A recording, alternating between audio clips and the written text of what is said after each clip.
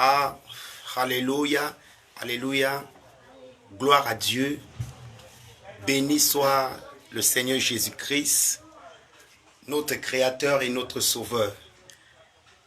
Lui qui, une fois de plus encore, frères et sœurs, a permis que nous soyons comptés parmi les vivants. Lui que par sa grâce a voulu encore, oh bien-aimé, nous relever ce matin. Car si dormir, s'élever était quelque chose de normal, j'ose croire que ceux qui sont morts dans le sommeil ne seront pas morts. Donc dormir et se lever n'est pas quelque chose de normal, mais est un miracle que le Seigneur a encore opéré dans nos vies. Et pour cela, nous lui devons toute notre reconnaissance. Parce que s'il fallait que Dieu nous facture le souffle de vie, qui de nous sera capable de le payer? Oui, bien-aimé, nous payons les factures chaque fin du mois. Nous payons les factures de l'électricité, les factures de la SINEC. Nous payons les factures, bien-aimés, de la maison même que nous habitons. Nous payons les factures du téléphone. Nous payons les factures, bien-aimés. Plusieurs factures, nous les payons à la fin du mois. Et ceci, c'est ce que les hommes parviennent à nous donner pour notre suivi quotidien. Mais l'essentiel, que sans ça, rien ne peut fonctionner, qui est le souffle de vie que Dieu nous accorde, nous le payons à Dieu, non bien-aimé. Et ni toi ni moi, nous sommes même incapables de pouvoir payer le Seigneur pour tous ses hauts bienfaits. Alléluia. Pour ne même pas dire le souffle de vie. Donc c'est pour cela que c'est un privilège immense de pouvoir encore me retrouver encore en ce jour, d'être compté parmi les vivants pour pouvoir faire ce direct. Alors toi qui m'écoutes, toi qui me reçois, le Seigneur encore, par sa grâce, voudrait te faire du bien. Le Seigneur, par sa grâce, voudrait encore, bien-aimé, te parler, te communiquer une portion de sa grâce. Alléluia. Donc, pendant que tu es là et que tu es connecté, bien-aimé, tu pourras également réagir, soit par SMS, ou alors, à la fin du message, je pourrais laisser mon numéro inbox. Là, tu pourrais me recevoir, tu pourrais m'appeler et je te recevrai, que ce soit dans le cadre d'une prière, que ce soit dans le cadre des conseils. Amen. Et nous pourrons davantage glorifier le nom du Seigneur. Bien-aimé, notre Dieu est vivant. Notre Dieu est assis sur le trône, notre Dieu règne. Et pour cela, nous ne pouvions que le remettre l'honneur. Nous ne pouvions que le remettre la gloire. Nous ne pouvons que nous contempler, oh, la splendeur de son nom, parce qu'il est bon, parce qu'il est digne de recevoir la gloire. Il est digne de recevoir l'honneur. Il est digne de recevoir l'exaltation.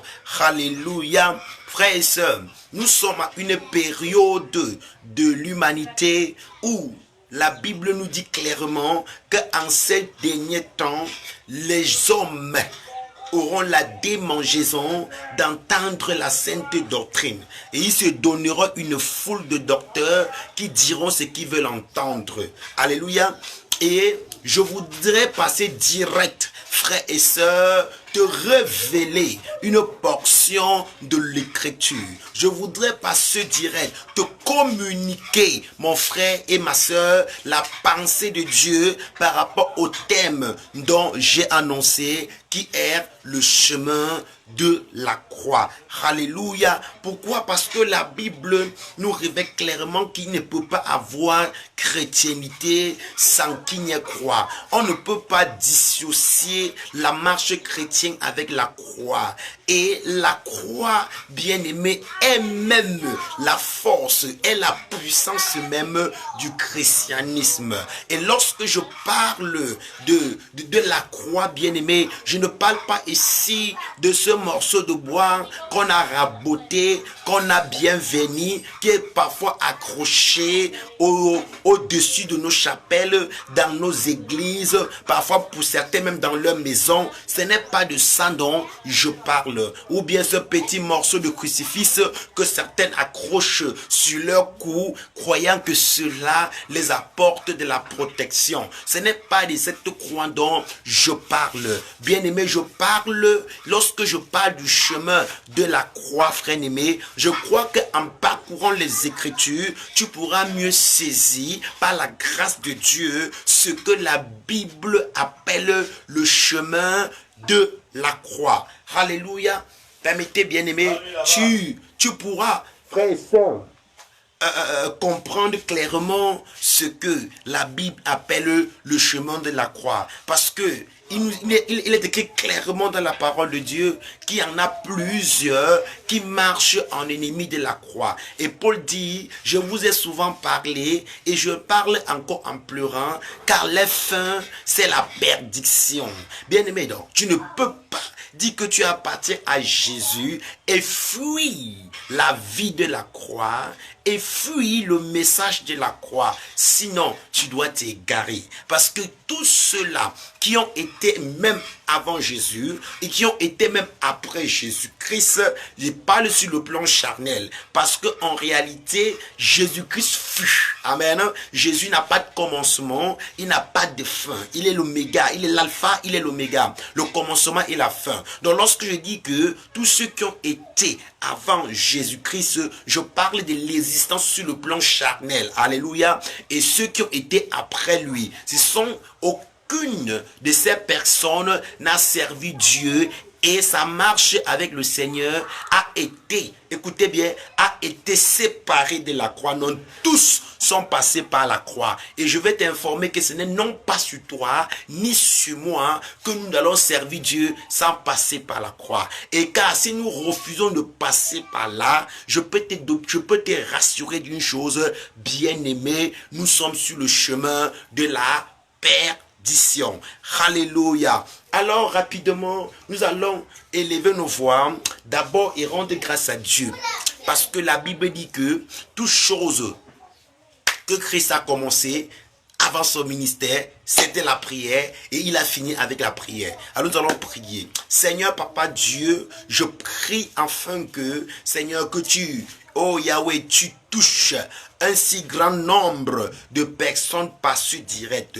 Je prie enfin que, roi de gloire, tu puisses te révéler, oh mon Dieu et mon roi, et de pouvoir faire du bien à ton peuple par ce direct. Éternel, quiconque recevra ce direct, que cela soit, oh mon Dieu, mon roi, d'une manière ou d'une autre. Saint-Esprit de Dieu, rend le ministère, parlez en son cœur, brise, oh Seigneur, le joug de l'ignorance et introduit cette personne dans sa gloire, dans ta bénédiction. Au nom puissant de Jésus-Christ, j'ai prié.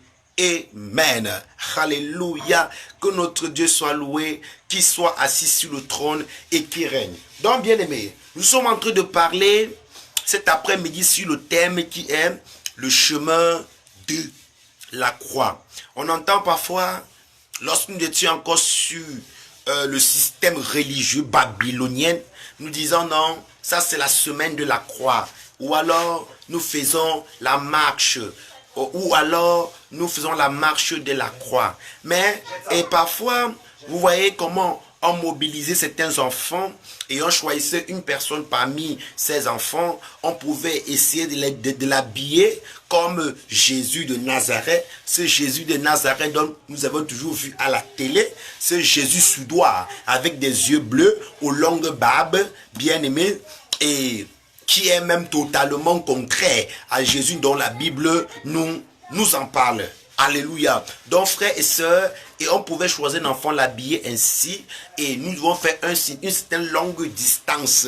Et pendant que nous faisons cette distance, nous avons des pauses de repos où on appelait des stations. Tout le long, nous citons le Je vous salue Marie, nous chantons des chants, et puis on disait non, je sors faire le chemin de croix. Mais lorsqu'il a plu au Seigneur d'ouvrir nos yeux pour nous amener à comprendre véritablement ce que c'est que la croix, frère, tu as compris que la religion tue la foi. C'est pour cela, frères et sœurs, que j'aimerais te dire, toi qui m'écoutes maintenant, de sortir de la religion, et d'entrer, bien-aimé, dans la foi véritable en la personne de Jésus-Christ.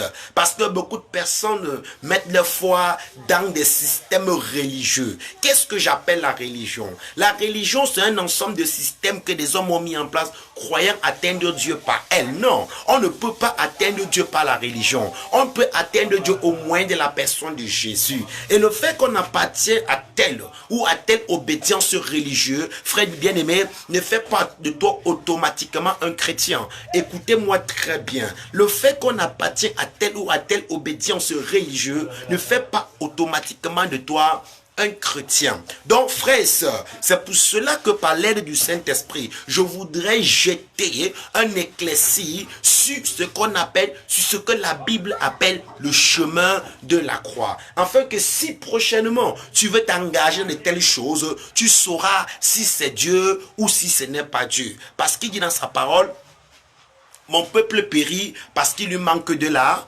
connaissance. Alléluia. Il dit mon peuple périt parce qu'il lui manque de la connaissance. C'est pour cela que nous allons rapidement prendre la Bible dans le livre de Marc chapitre 8.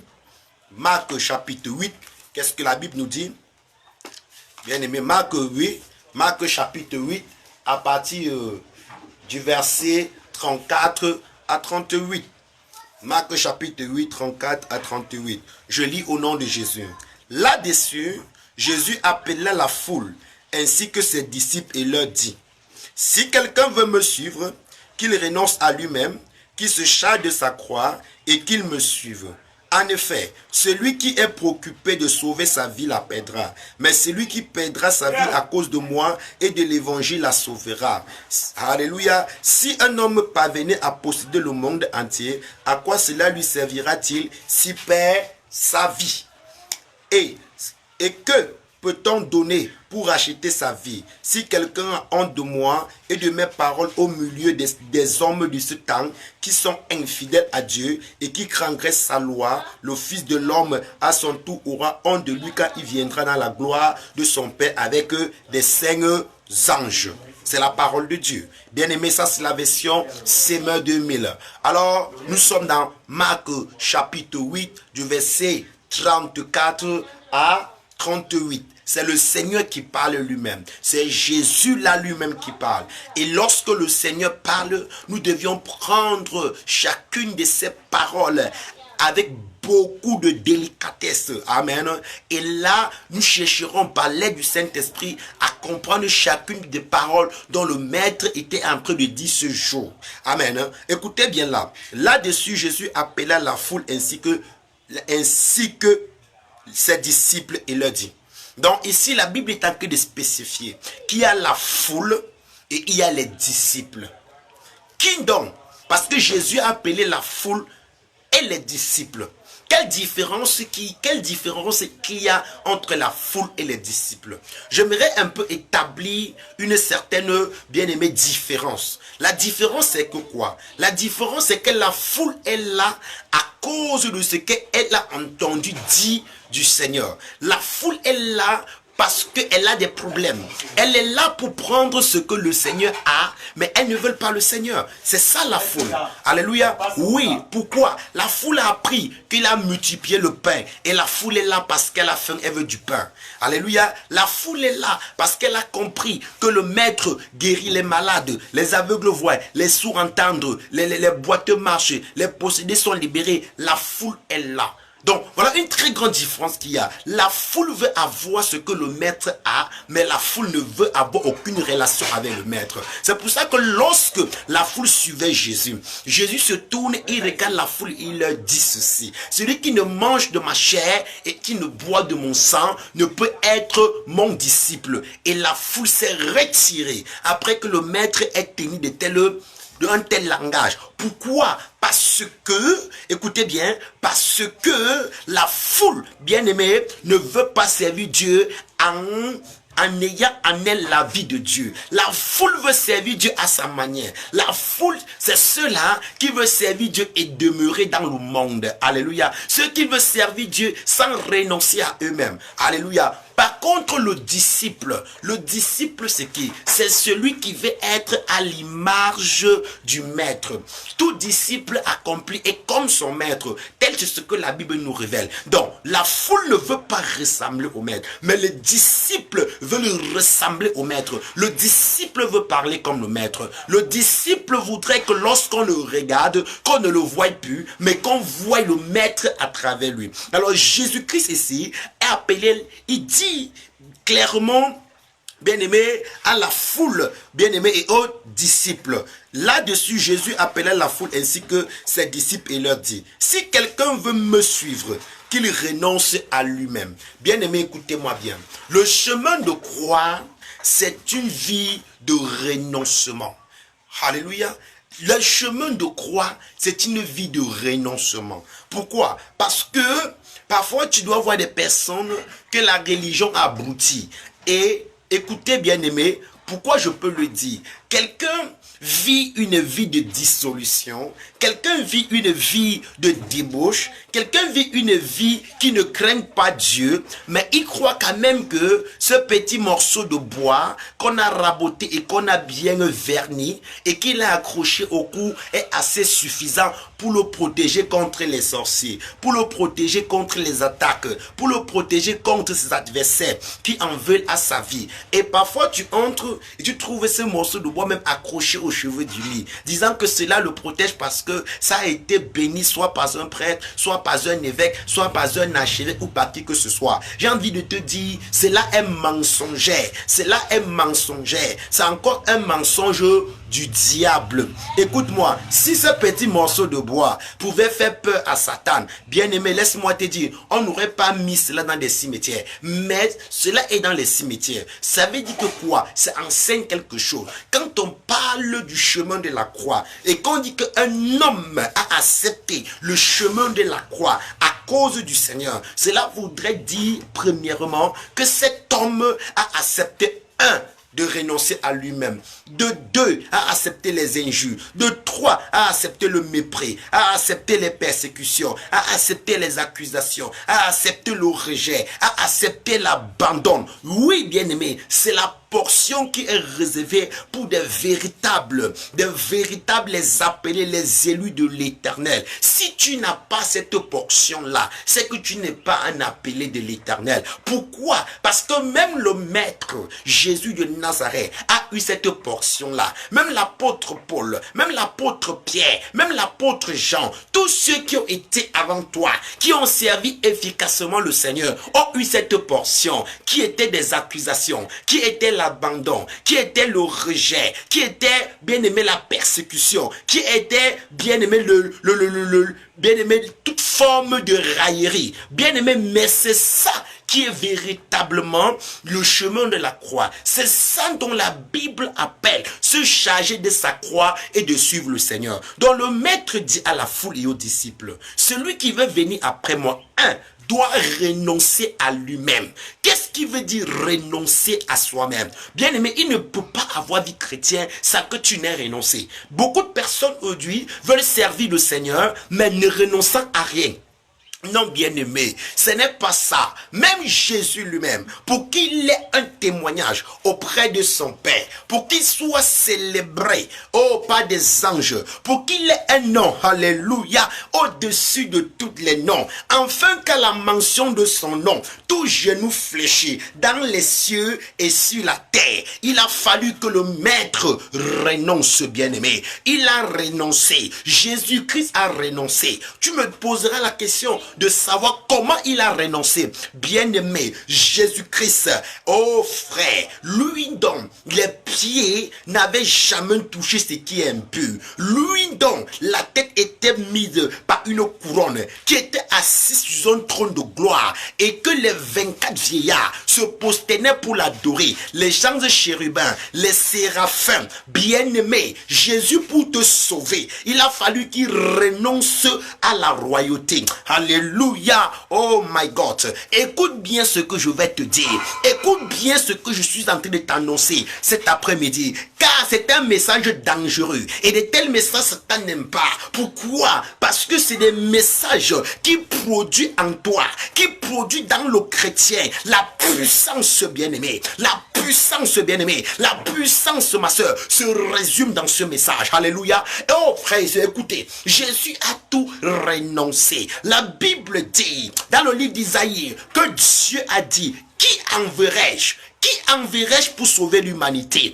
Qui enverrai-je pour sauver les hommes? Dieu a vu l'homme en train de croupir sur la domination de la franc-maçonnerie, de la rose croix, de l'homosexualité, de la malédiction ancestrale. Dieu a vu l'homme croupir sur l'alcool, la drogue, la haine. Et Dieu a eu compassion pour l'homme. Il a dit, qui enverrai-je pour aller sauver l'homme? Bien-aimé, il y a eu un silence au ciel. Il y a eu un silence au ciel. Tout le monde s'est caché. Même les anges sont cachés. Même les anges séraphins, les archanges, oh, les chérubins se sont cachés. Même Abraham, même Moïse, même Isaac, même Jérémie, même Élie dit, je ne peux pas aller sur la terre pour mourir pour ces hommes méchants, pour ces hommes ingrats. Car nous étions là-bas, on a vu comment ils nous ont traités. Alléluia. Mais la Bible dit que Jésus s'est levé. Et lorsqu'il s'est levé, il a dit, Père, j'irai et je vais mourir pour ces hommes.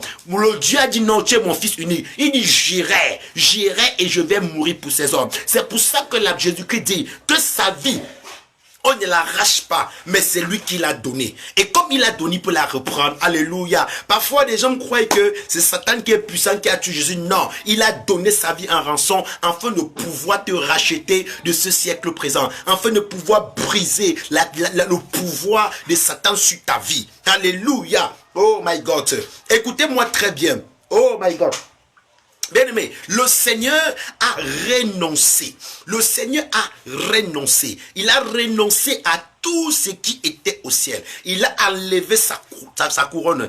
Il a déposé sur la chaise. Il a dit, je vais aller entrer dans le ventre d'une femme qui s'appelle Marie. Alléluia. J'accepte venir sur la terre, prendre la forme d'un simple homme. J'accepte moi qui suis Dieu. J'accepte moi qui suis le Fils de Dieu. De venir être méprisé, de venir être insulté, de venir être traité du nom de tous les oiseaux. Comme c'était l'homme même traité de Beelzébul, le prince des démons. Ceci pourquoi? Parce qu'il voulait te sauver. C'est ça leur croix. Il a renoncé. Donc ce n'est pas le jour où on l'a mis devant Ponce Pilate et qu'on a décidé qu'il devait aller sur la croix de Golgotha, qu'il a commencé la croix. Non. Depuis le jour où il est né bien-aimé et qu'il a marché au milieu des hommes pendant 3 ans et demi, il a mené une vie de quoi? Du chemin de la croix. Parce que pendant ce temps, les hommes l'ont insulté, les hommes l'ont méprisé. Certains l'ont même traité de fou. D'autres ont dit, bien-aimé,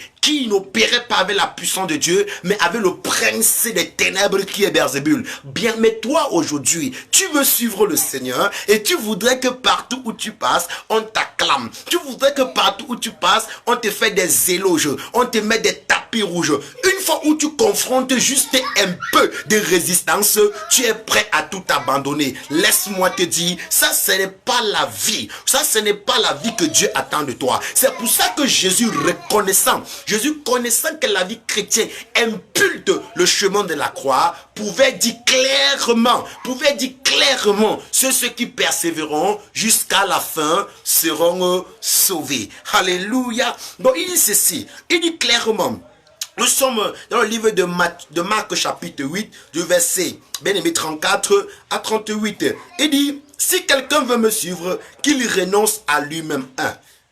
Est-ce que tu es prêt à renoncer à toi-même? Et qu'est-ce qui voudrait dire renoncer à soi-même? Alléluia. Qu'est-ce que Jésus voudrait dire par celui qui veut me suivre doit renoncer à moi-même? Doit renoncer à lui-même. Le fait de renoncer à soi-même veut dire que quoi? Veut dire à partir de maintenant où je prends l'engagement de suivre le Seigneur, ma vie ne m'appartient plus. Je remets ma vie au Seigneur.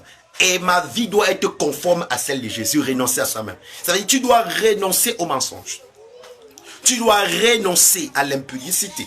Tu dois renoncer à ton petit ami. Tu dois renoncer au sac de magie que ton grand-père ou que ta mère ou ton arrière-grand-mère t'avait donné avant de mourir. Tu dois renoncer à soi-même, à ça. Oui, tu dois renoncer aux boîtes de nuit. Tu dois renoncer à la vengeance. Oui, parce que beaucoup de personnes sont blessées. Beaucoup de personnes, bien-aimées, ont été froissées. Et à cause de cela, ces personnes sont à la recherche de la vengeance. Tu dois renoncer à la vengeance. Tu dois renoncer, écoutez-moi très bien, aux coutumes. Tu dois renoncer à ces livres magiques que tu avais pris. Enfin, tu dois renoncer également, écoutez-moi très bien, aux bagues, à ces potions qu'on t'avait données pour pouvoir envoûter les hommes avec lequel, parce qu'il y a des femmes qui ont des parfums magiques avec lesquels ils envoûtent les hommes. La Bible dit que si tu veux suivre Jésus, tu dois renoncer à cela. Tu dois renoncer à cela. Oh, car tous ceux qui avaient cru, tel que la Bible nous dit, apporter des livres magiques et les apôtres les brûlaient. Si tu pars à l'église, si tu prophétises, si tu as des visions, mais tu n'as pas encore renoncé à toi-même, renoncé à ce sur quoi tu t'appuyais hier, bien-aimé, je viens te dire, c'est que tu n'as pas encore rencontré le Seigneur. Donc lorsque le maître dit que celui qui veut venir après moi renonce à lui-même, donc cela voudrait dire que tu dois t'abandonner totalement au Seigneur, corps, âme et esprit, sans rien garder. Pourquoi? Parce qu'il te veut dans ta totalité. Il te veut à 100%. Il ne te veut pas à 95%. Il te veut même pas à 99,5%. Non, bien-aimé. Il te veut à 100%. Gloire à Jésus-Christ de Nazareth. Donc, celui qui veut venir après moi, il doit renoncer à lui-même. 1. De 2. Qu'est-ce qu'il dit? Qu'il se charge de sa croix et qu'il me suive. Bien-aimé, 1 doit renoncer à lui-même. Oh, alléluia. Doit renoncer à lui-même. Qu'il se charge de sa croix et qu'il me suive. Parce que le Seigneur sait que tout ce que je viens de citer, lorsque tu renonces à ces choses-là, tu deviens mis de côté. Alors tu te consacres maintenant pour le Seigneur. Et cette consécration doit imputer également un certain nombre de rejets. Doit imputer automatiquement un certain nombre de discriminations. Les hommes vont te voir bizarre. Les hommes vont te voir bizarre. Oui, bien aimé. Pourquoi? Parce que, ayant renoncé à toi-même, cela va amener que des hommes te jugent. Cela doit amener que les hommes te critiquent. Cela doit amener que les hommes te méprisent. Cela doit amener que tu sois même incompris de ceux qui sont autour de toi. Tu sois même incompris, même de ton mari, de tes enfants, de tes parents. Parfois même de ceux qui disent qu'ils servent le Seigneur. Tu es incompris quand tu renonces à toi-même et que tu prends ta croix pour suivre le Seigneur. Alléluia. Donc il veut dire ceci: si tu as renoncé à toi-même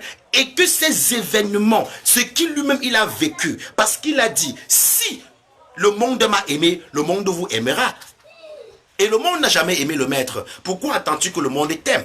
Alléluia. Le monde n'a jamais aimé le monde. Le monde n'a jamais apprécié Jésus. Comment veux-tu que le monde t'aime, frère aimé? Non, le monde ne t'aimera pas. Alléluia. Donc ne cherche pas l'approbation des hommes, mais cherche l'approbation de Dieu, tel que le déclare l'apôtre Paul dans 1 Corinthiens 1, dans Galates chapitre 1, au verset 10. Il dit, est-ce la faveur des hommes que je cherche ou celle de Dieu? Si je cherchais encore à plaire aux hommes, je ne serais pas appelé serviteur de Christ. Jésus-Christ a dit clairement à ces personnes qui l'accusaient qu'il n'est pas là pour faire sa volonté, mais la volonté de son maître, la volonté de son père, qui n'est pas là pour parler de son propre chef, mais il parle de celui qui l'a envoyé. Alléluia. Écoutez-moi bien. Donc il dit, celui qui veut venir après lui, qui renonce à lui-même, 1, 2, qui se charge de sa croix et qui le suivent. En effet, celui qui est préoccupé de sauver sa vie la perdra. Mais celui qui perdra sa vie à cause de moi et de l'évangile la sauvera.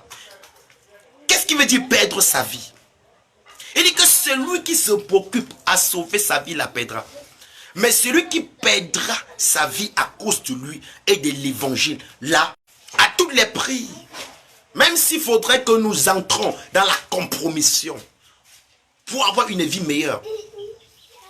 Nous ne voulions pas savoir si cette vie-là est celle que le Seigneur attend de nous.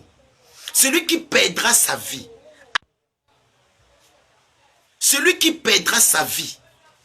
à cause de moi et de la bonne nouvelle, écoutez-moi bien, la sauvera.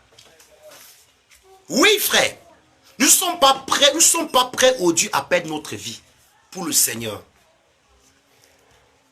Je vais expliquer d'une manière très simple pour que nous comprenions de quoi il est question. De quoi la parole